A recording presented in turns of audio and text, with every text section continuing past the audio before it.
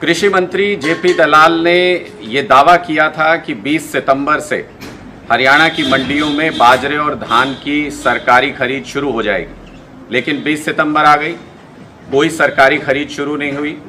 कृषि मंत्री के दावे हवा हवाई साबित हुए और किसान मंडियों में धक्के खा रहे हैं, परेशान हो रहे हैं और अपना बाजरा और धान सही समय पर सही मूल्य पर नहीं बेच पा रहे हैं। हजारों क्विंटल बाजरा महेंद्रगढ़, रेवाड़ी, चरखी दादरी की मंडियों में आया हुआ है, लेकिन खरीदने का कोई इंतजाम नहीं है। हरियाणा सरकार ने एक चिट्ठी लिखी थी केंद्र सरकार को कि 25 सितंबर से सरकारी खरीद की अनुमति दी जाए, वो भी नहीं मिली।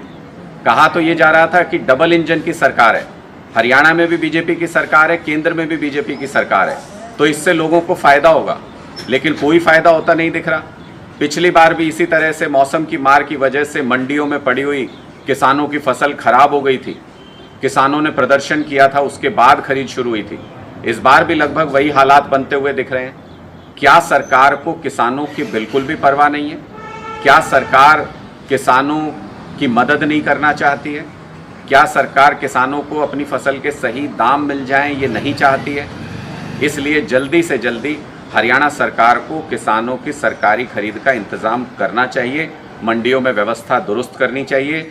कहीं मंडियों में दीवारें टूटी पड़ी हैं, कहीं मंडियों में पानी भरा हुआ है, व्यवस्था चौपट पड़ी हुई है, किसानों की फसल आना शुरू हो गया है और जिसके चलते प्राइवेट व्यापारियों को सस्ते दामों पर किसानों को अपनी बाजरे और धान की फसल बेचनी पड़ रही है। सरकार अगर किसानों का थोड़ा भी हित चाहती है तो फिर तुरंत सरकारी खरीद का इंतजाम करना चाहिए और सरकार को, केंद्र सरकार को भी व्यवस्थित तौर पर यह समझाना चाहिए।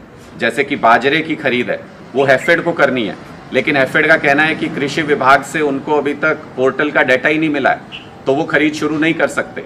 तो हरियाणा सरकार क्या कर रही थी? इतने दिनों से पोर्टल क्यों खेल रहे हैं?